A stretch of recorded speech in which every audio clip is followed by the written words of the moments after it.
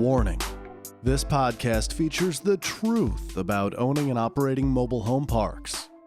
The following program is not designed to be sexy. It will not hype you up on MHPs. Rather, this is a raw take on this industry and how you find your own path to success. Welcome to MHP IRL, Mobile Home Parks in Real Life, with your host, Ryan Norris. One of the most frequent questions I get is, how do you value a vacant pad?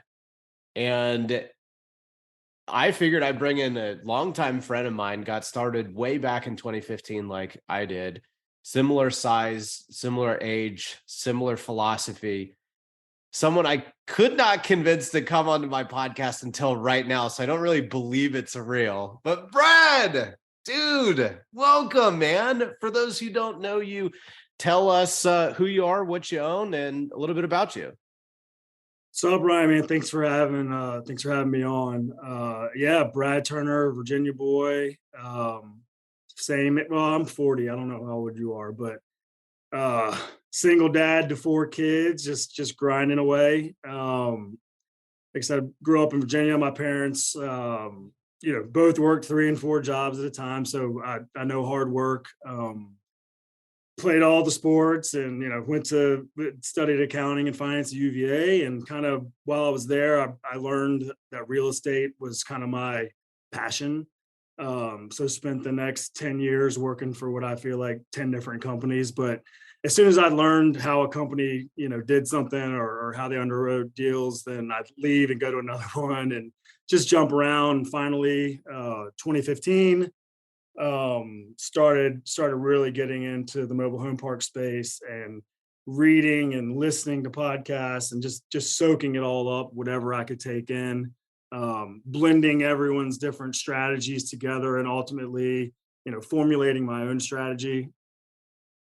Got started. So 2016, I went to Vegas to the MH conference, and, back in the day, everyone was looking for, hey, I want lot rent, 100,000 MSA, blah, blah, blah. And everyone was looking for the same thing. I took a little note card and I said, I want vacant sites. I want park owned homes, and I want public utilities.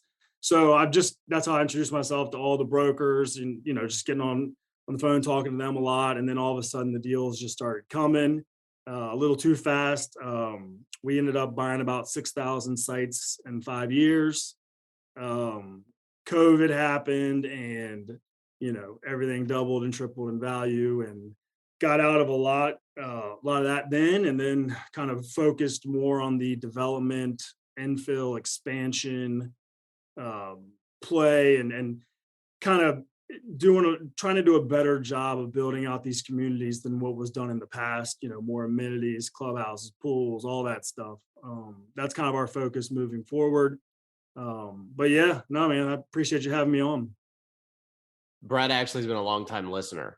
So true story, when I started this podcast in March of 2018, he was one of the first people to listen, chime in, give me feedback, everything. So a big thank you to you, Brad, for tuning in over the years and giving your feedback. It's been important. And as a fellow ACC guy, Wake Forest University, UVA, I will say it's awesome to see smart, hardworking entrepreneurs getting into this space.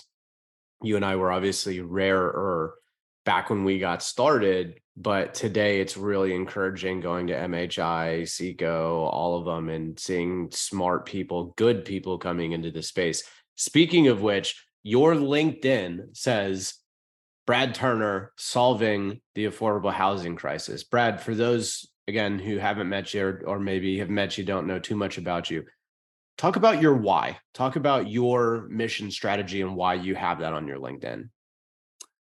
I mean, my why, I guess my why was built when I was, I was probably 13, 14, but I read a book about the golden rule, kind of a life workbook, and how, pure love and treating other people right is if everyone in society acted like that and took care of other people more than they took care of themselves, then the world would be a better place. Right. So I've kind of taken that to the business world, and it's amazing how much it works. If you do good for other people, just good stuff starts to happen to you. And as far as housing, like housing has been a huge issue just because like I said, I grew up, I didn't have a lot of money. And I saw the struggles that my family went through and, not being able to afford, the monthly mortgage payment or whatever. And I know like what it is now. It's just housing has become unaffordable for half of our country, really. Especially over the last 2 years. I feel like rents have gone up probably 30, 40%. Especially with interest rates now, that's taken away probably 30, 40 million buyers that who would have been able to afford that, 350, $400,000 house. Like they're now looking for a $250,000 house. So but in terms of what am I doing to solve that? Well, first, I think the answer lies in what we're doing. I think the answer to the housing crisis is manufactured modular homes built offsite, brought in, or there's efficiencies we can find in the process. But I mean, like the last time we went through inflation like this, it was the 70s, and lo and behold, that's when we see most of the mobile home parks were built, right? So I think the next 10 years are going to be very similar to the 70s in terms of what types of houses we build. We're not going to be building these 5,000 square foot monster brick houses that, for a family of four. We're going to be building, 1,500 to 2,000 square foot houses for family, 3 bedrooms, 2 baths, which are manufactured homes, right? Like, so I think that we have the answer. It's right in front of us. It's just we need a lot more people to do it.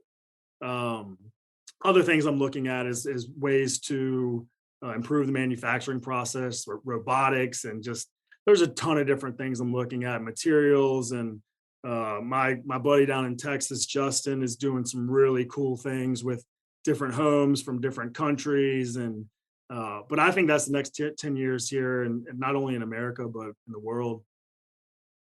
I couldn't agree more. You and I have a very similar, almost identical mission statement, which is we want to be the change we want to see in the world, which is clearly housing is a problem. Clearly everybody wants to talk about it and ain't nobody want to do nothing about it. Enter you and I. And growing up, so a little bit about my backstory. When I grew up, I was actually bullied a lot, made fun of, ignored. Did not have a very pleasant childhood. And what that allowed me to do is grow a self-esteem from reality. And what that allowed me to do was not care what people said, because at the end of the day, I've heard it all, it felt like. And what that's taught me, or at least given myself permission to be, I give myself permission. A long time ago, gave my permission to myself to not be one of the cool people, not be interesting, not be this, that, the other thing. I'll do whatever. Laugh at me all you want. You're going to laugh anyways. And when I got started in the mobile home park space, about everyone, my spouse included, were like, "Are you nuts?" And I am so glad I did, because again, my background is on a personal level is like, I don't care. Make fun of me all you want. You're going to make fun of me anyways. I believe this is a very viable way to provide affordable housing.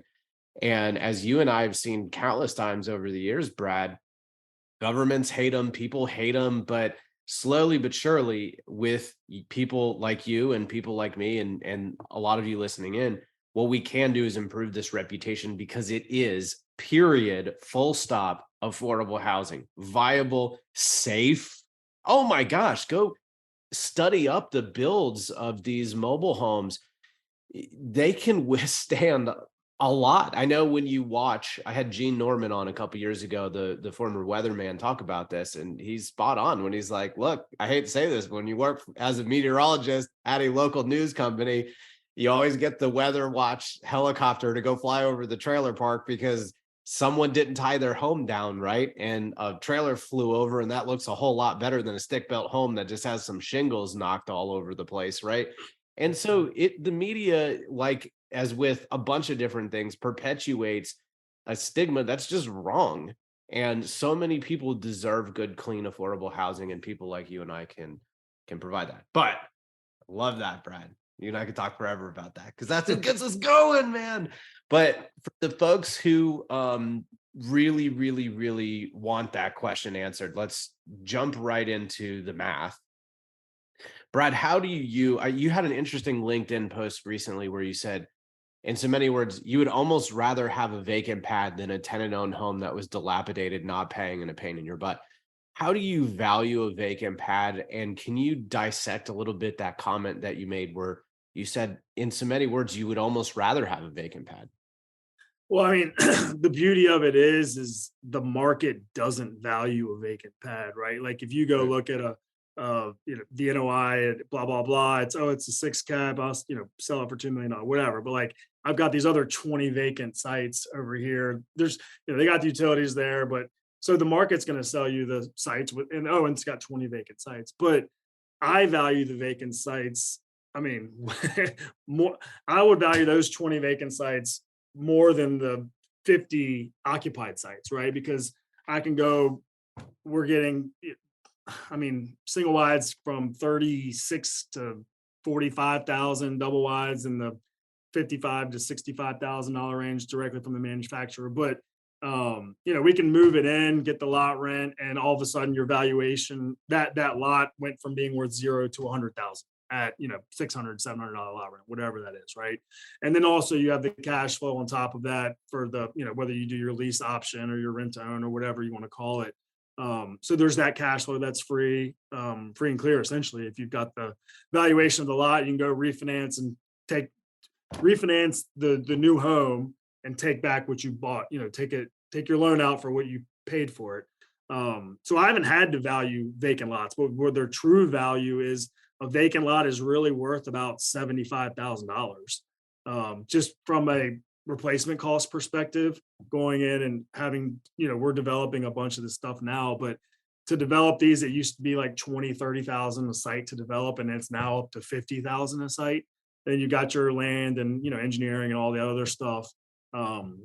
So I mean, that's the price of these mobile home parks is not going to go down. There's not going to be some crash where there's going to be some people who get foreclosed on over the next few years for sure because they overpaid in the last couple of years. So there'll be some deals where you have a special servicer that's selling for bottom dollar just because they don't want to deal with it anymore. But for the stabilized stuff, these prices aren't going down.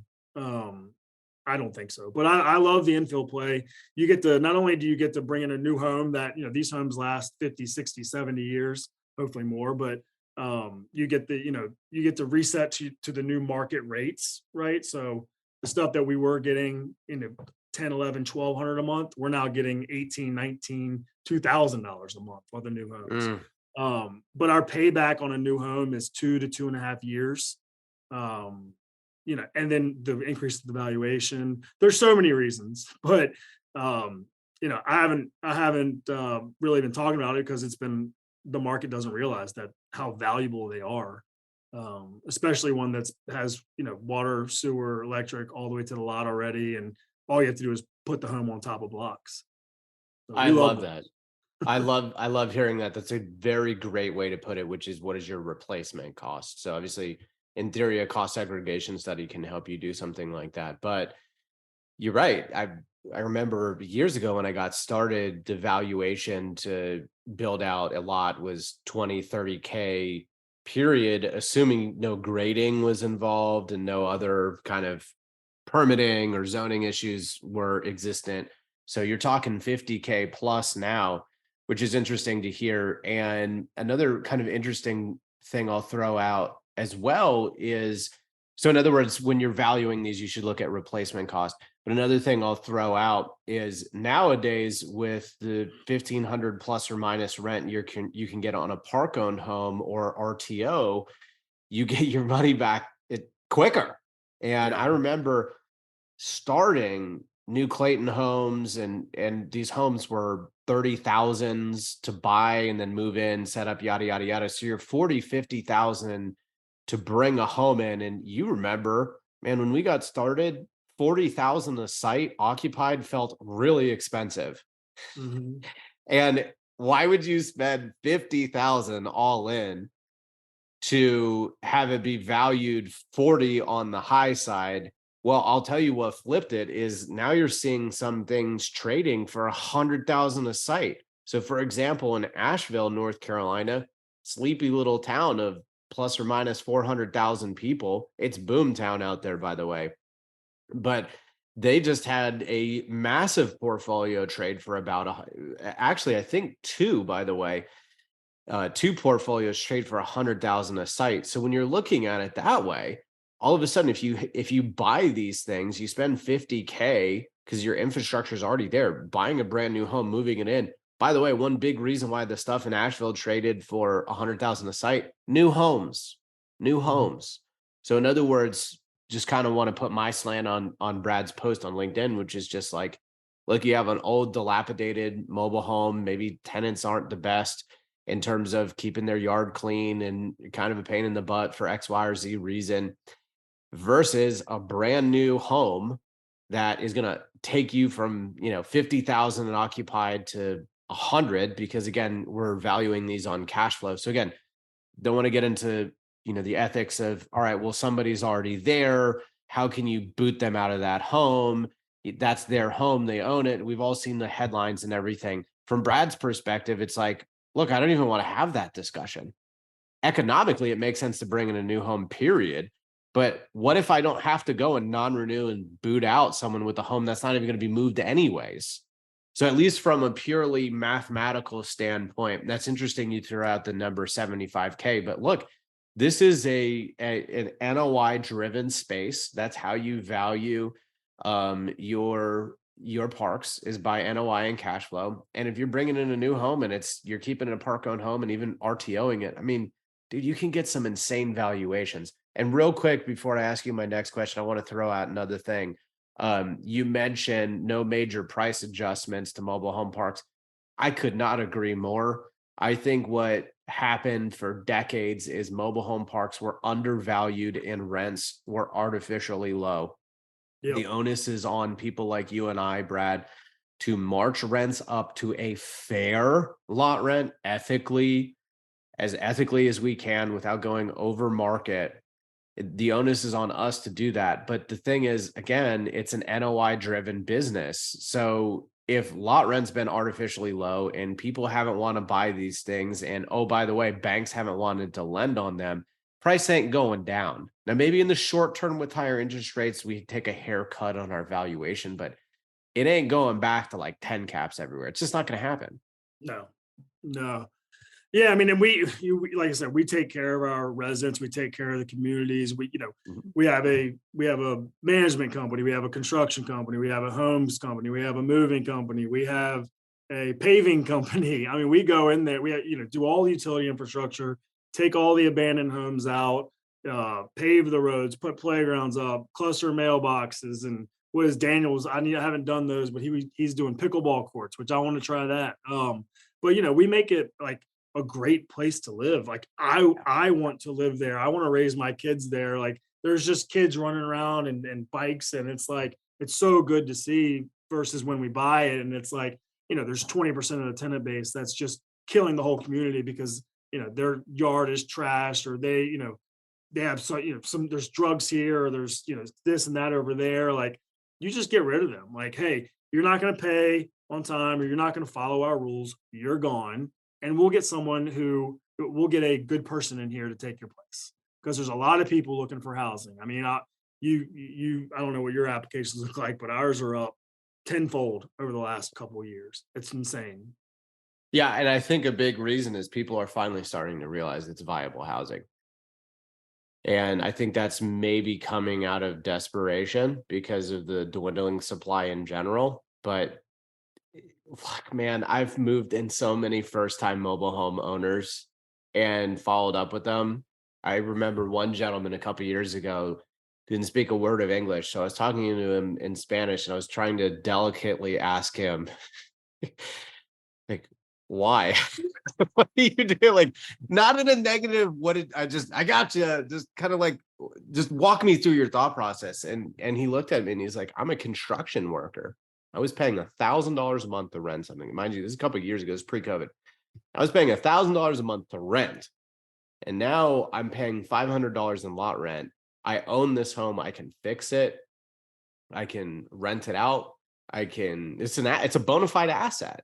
Oh, yeah. And what I think we're seeing too is these things in some cases are actually appreciating in value, even within a mobile home park, It's which is so funny. crazy. It's so funny you say that because like the way it used to be is if someone moved their house out, they'd come to us and say, "Hey, would you give us 5 grand for our house?" And a lot of times we'd say, "Yeah, sure, we'll do that," and then go to rent it out or whatever. But like, it's so funny that once you improve the community and make it a better place to live, now we have tenants who are selling their houses for 40 and $50,000 to other Yep. people, and it's like, wow, that's crazy.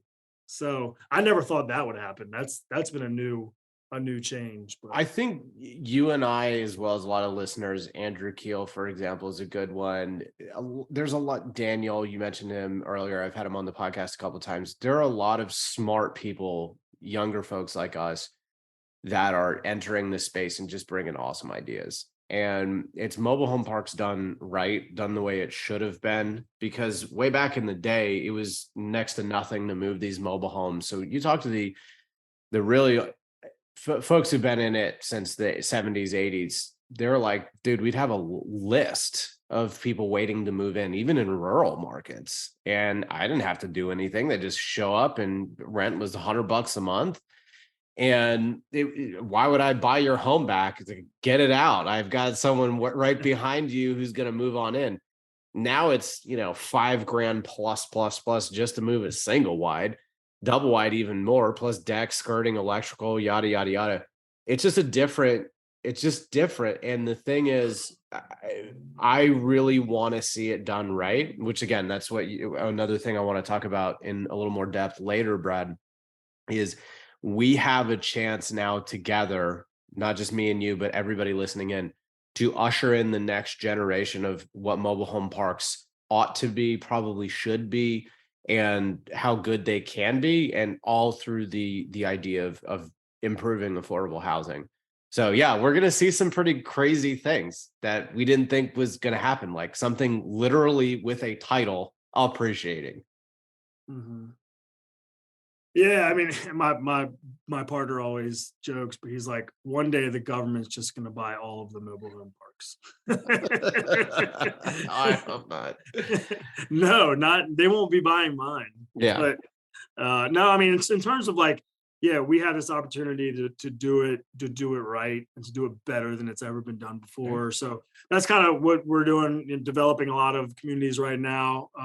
We got about 1,000 sites under development, and we're doing more of a MH hybrid, MHBTR kind of hybrid play where we bring in really nice double wide 2,000 square feet sheetrock interior, putting it on permanent foundation, and treating it like a BTR community. Because what BTR is not doing right is like, one, we're way faster, right? We Yep. can we can Way go and faster. fill a 100 200 site community in 6 months, right? It's depending on how many crews we have. But not only that, but we can do it at half the cost of what they're doing. Um, so that's kind of, with the clubhouse, with the pool, with the all the amenities, like, that's what we're working on now. So I'm trying to talk to as many BTR guys as I can and show them like, hey, like let's marry these two niches together because they're the same thing. Yeah. It's just mobile home parks, I think in the past they got a stigma, and rightfully so. Some of the people who, like you said, 20% of the owners did messed up the rest for the other 80%. But so we have a chance to change it, right? I think in 40, 50 years, you're going to see hopefully a bunch of communities that were built in the 2020s. If that doesn't happen, then I don't know. I don't know what happens to half of our country. So like we need to get on this now. I was joking with someone like we need to get a group of 10 guys together who can commit to building 10,000 homes over the next 10 years, right? And if that can kind of go off of that, because the demand is there, it's and it's not going away, unless people start combining households or moving back in with parents or whatever. Like I don't see, I mean, housing, it's just unaffordable right now, and it's not getting any better. Inflation is not going down. Rates are who knows when they'll pivot on that. But to be who my parents were when I was raised, shoot, we'd probably be homeless. Yeah. So I know there's a lot of families going through that right now. And we need more of us out there. We need an army. So I'm ready to build it if people are ready to join. Yeah, I'm glad I had you on to spread that word because we need it big time. And I'll throw a little math at what you mentioned earlier about the 20% of mobile home park owners who ended up becoming slumlords. Like if you have $125 rent and a septic fails and it's going to cost you 10 grand to replace it. I mean, you're talking the better part of a decade to get that investment back. And what's stopping them from literally driving their mobile home out of the community? And what a lot of these mom and pops got addicted to was, I just don't want to raise my rent because I don't want to risk losing folks, or it's just easy, or it's just this, that, or the other thing. Insert ultimately what was a bad business decision, not at least keeping up with inflation. And what ends up happening in the long run is infrastructure that's ignored, and eventually the wrong people start getting in. And if you don't kind of rule with an iron fist in the regard that if somebody's up to no good, they have to go, it'll quickly get out of control. And then they turn into little slums. And then all of a sudden they're trailer parks and everybody's making fun of them online. And you have actual supply of affordable housing that just needs people like you and I to just spend the time, the headache, invest the capital. Like I don't even need to do anything. It's already zoned. A lot of these already have the infrastructure. Like we just need the government to get out of our way in the regard that, like, you can't come in here and be like, well, I don't want a mobile home park. Well, why? Well, it's, I'd rather have luxury, which I've heard before, which is very sad. But, what we need to do is have people who are energized to come in here and take actual units, and bring them online, restore them to their former glory, if you will. Brad, let's pivot a little bit, because someone listening in might say, all right, if I'm doing my underwriting for an acquisition, obviously I'm not going to write 75. I'm not going to pay this guy 75,000 for a vacant lot. But in the back of my mind, that's a great figure to have, right? Which is, if I'm buying these for 30 a pad, all of them vacant or not, just pads, period. And this is going to be worth 75 to 100 with new inventory, with BTR, so build to rent, for those who didn't catch that. That's a really good kind of thing in the back of your mind to have. But let's take for a moment to talk about things to expect, because again, when you and I got started back in the day, the conferences were pitching how easy this space was. So let's, in true mobile home parks in real life fashion, talk a little bit about the difficult things, and at least just the kind of things to keep in mind about infilling vacant pads. Yeah, I mean, the difficult things is what you said. It's the government getting in your way, right? Like, we'll have in Virginia, for instance, we have to get 7 different permits throughout the setup process. So that is applying for the permit, having an inspector come and approve it. Like, we didn't get approved yesterday for one because it had low gravel at the entrance of the porch, and it's like, you could have just told us to put some gravel on it. So now we had to go tomorrow. It's just such a pain, and it's different localities, right? Like in California, there's probably 10 steps. I don't know. I've never been there, but so I mean, Michigan, super hard just because of you've got to dig 3 feet, 4 feet, I think, pour the concrete. Certain places are different. So I mean, that's kind of why we're sticking really to the places that we know and that the regulatory environment is favorable. They won't get in our way. I mean, Texas, Ohio, and Florida is, I don't know about Florida. You know more about Florida than I do, but just different, there's certain localities, just they want to be all in your business, and they want to dictate things, and they want to show you they have power. But yeah, I mean, it's not difficult once you do a couple, but yeah, there's certain things that can get in your way. And like we bring everything in house, so we do it all ourselves. We don't outsource anything. So our guys know exactly what to do and how to do it, so there's no learning curve there. We've got crews that have RVs that will go, from park to park, which has been helpful. Just so you're not, like you said, you're not educating new people on how to do this. They know exactly how to do it. And we did used homes for 4 years. That was kind of where we learned what we were doing. But we'd go buy a used home for 2-3 grand, move it, renovate it, set it up, all that stuff. But now we're kind of strictly new homes just because we're trying to build at scale now and do them quick, and we've got capital to do it. So a lot has changed, but it's not easy, but it's not hard. Yeah. It's project management skills. Yeah. That's Yep. the big thing. I mean, you're always gonna have your permits, moving permit, your outgoing permit, your demo permit if there's something there, your incoming permit. Then you got to build a deck, water, sewer, electrical. Might have some other grading issues, gravel issues you mentioned, or up north you have to have heat tape in certain scenarios.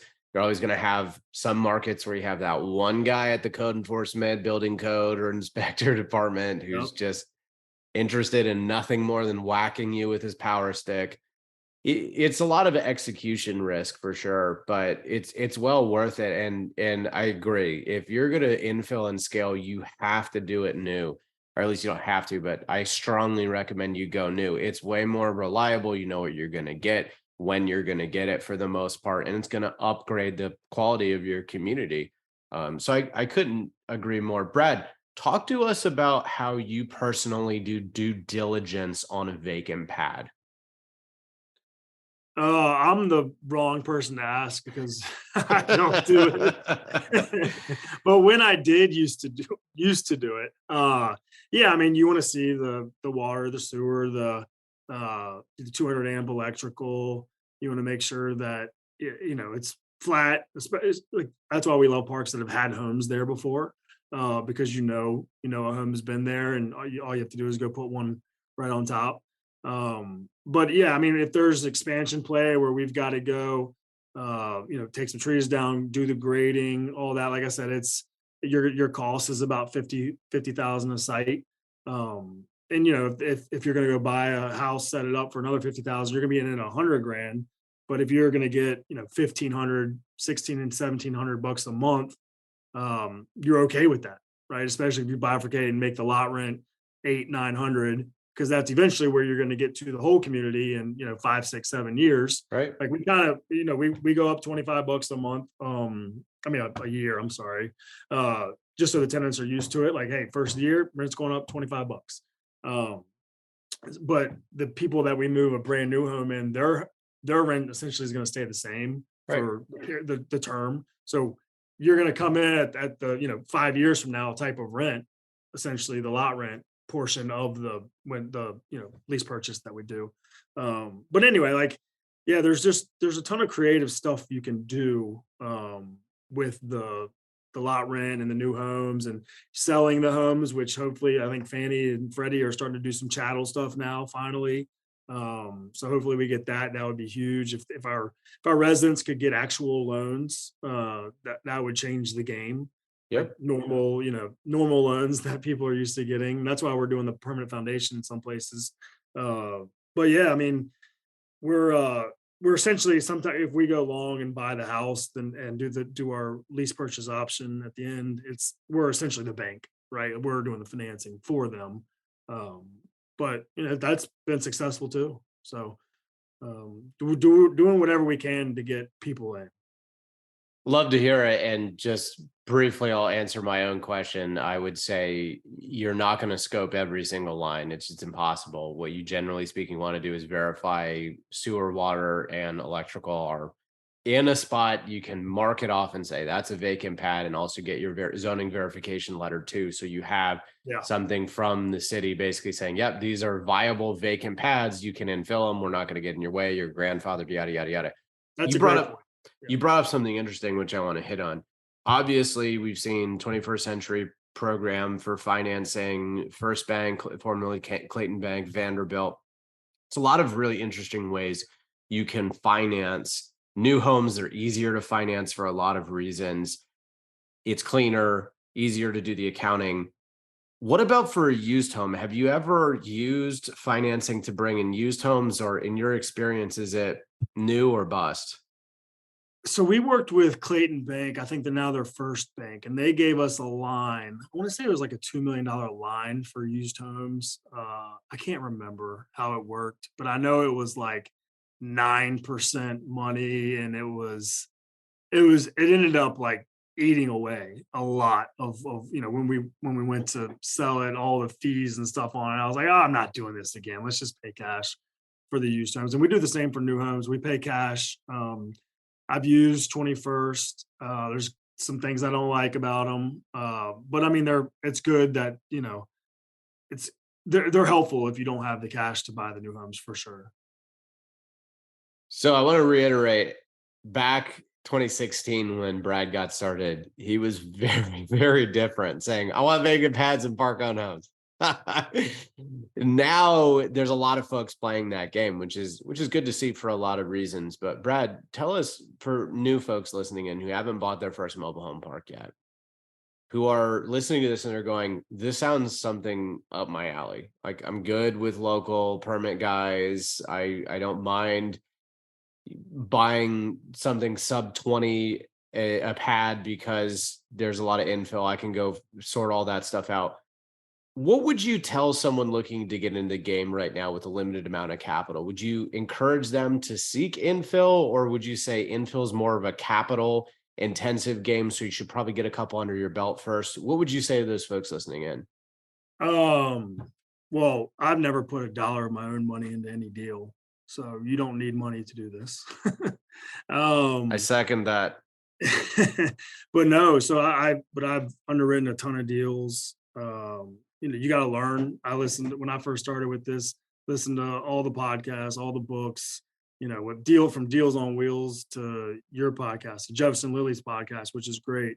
I don't even know if he's still doing anymore, but it was finally, I knew what to do. I knew how to do it, but it was like, you just need that kick in the butt, like, go do it, go find a deal, go get it under contract, do a 5-6 page sim teaser, whatever you want to call it, how you're going to run it, what you're going to do to increase the value, and take it to a handful of people that have some money, because there's a ton of money on the sidelines, especially looking to get into this. So you just got to do it.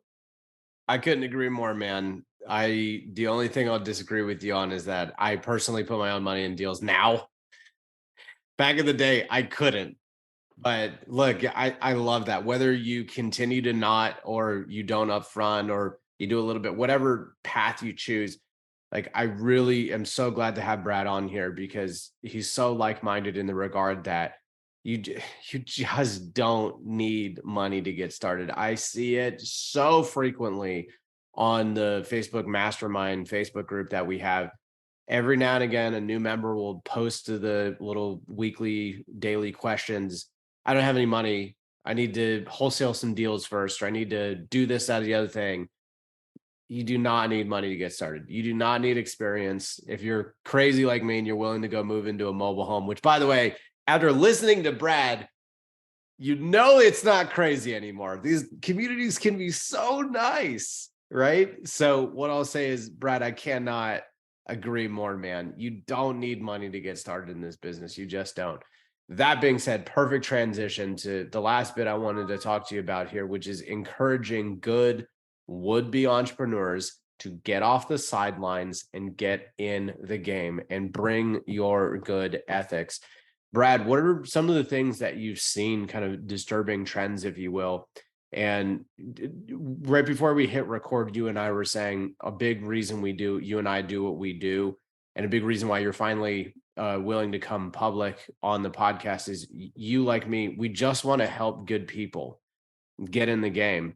Brad, what would you say to those good would-be entrepreneurs? And what would you say to just someone who doesn't necessarily want to buy a mobile home park, but is from the outside looking in, about potentially deleterious behavior by some individuals? Like, what risks do we have from certain bad behavior investors? Oh, I mean, geez, there's like a lot of risk. People coming in and just doubling rents for no reason, not putting a manager on site, not taking care of the property, letting homes just get destroyed. I mean, if you have an absentee owner, a park can go, it can, snowball into avalanche real quick, right? Like you just said earlier. And I feel like that's happening. People who don't know what they're doing, they're not putting in the time up front to educate themselves. They're not going around and seeing how parks are supposed to be run. They're not talking to guys like us. Like they're shooting from the hip because they've got, they were borrowing at sub 1% a couple of years ago, and they went and bought, $500 million worth of properties, and they're just, oh, we'll just double the rent and then the value's doubled, right? Like, no, not if you don't take care of it. I mean, Right. tenants they're going to start moving their houses out. They're going to fight back, which I'm thankful for them for doing that. If you have an owner who's not taking care of the community, I'd be the first one to tell you to leave. But yeah, I mean, I got into this mainly, I want to help people avoid being homeless, honestly. Like it's kind of like, where else are you going to live for, under $1,000 a month at this point? So to see other people doing that, I don't like it at all. And I don't mind calling them out either. So I'm right there with you, man. What advice do you have for people looking to get in the game? Educate yourself. Talk to us. We'll help. I'm here to help in any way. Tell you what we're doing, some of the stuff we've learned, and constantly improving, constantly getting better. But yeah, I mean, like we said, listen to podcasts, read books, educate yourself, talk to people. Networking is the best. I mean, going to conferences, you can speak to that, but like, there's nothing better. Like spending a couple $100 to go to some of these conferences and start networking with people. Like, I feel like I get so much out of those. The in-person ones. I know you do the virtual ones, but I like the in-person ones, man. And I miss them too. So I hope that comes back. But yeah, I mean, talk. I when I first started, I was talking like I was gonna go buy. I'm buying 5,000 sites. I'm gonna do this. I'm gonna do that. And like I hadn't done anything, right? But like you start talking to people and people start getting interested, and then it's like you kind of manifest it really. And that's kind of how I feel about life, really. But anyway, yeah, I mean, this is your world. Like you get to create your own reality, really. Especially when you get the freedom that comes from this. So I wouldn't change a thing. I'd go back and do it the exact same way. I would just try to go a little bigger. I've my partner he's good with us staying at the level we are. But yeah, I want to do something bigger. So we'll see. We'll see where that goes. Brad, I can't thank you enough for coming on. For those listening in who want to take you up on that, how can people find you? Yeah, just LinkedIn, Brad Turner, or brad@treadcompanies.com is my email. And I'm not good at responding, but I will respond. I'll flag you and then check out my flags on a Monday morning. But yeah, I'm happy to help any way I can. We need more of us. So We do. Brad, I can't thank you enough for coming on, man. all right, man. I appreciate it, Ryan. You have a good one.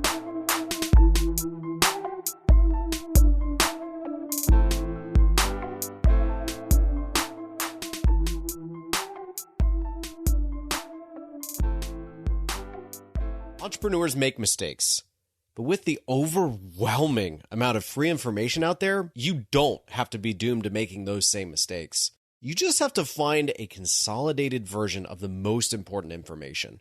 What if I told you I'll gift you all of my DD mistakes I've made over the years for free? Just leave me a 5-star review, screenshot the review after it goes live, and email it to me at my website, archimedesgrp.com. Afterwards, join our Facebook group, Mobile Home Park Mastermind. You'll find hundreds of other mobile home park owners sharing ideas, contractors, and deals. It's free to join, and we would absolutely love having you join us.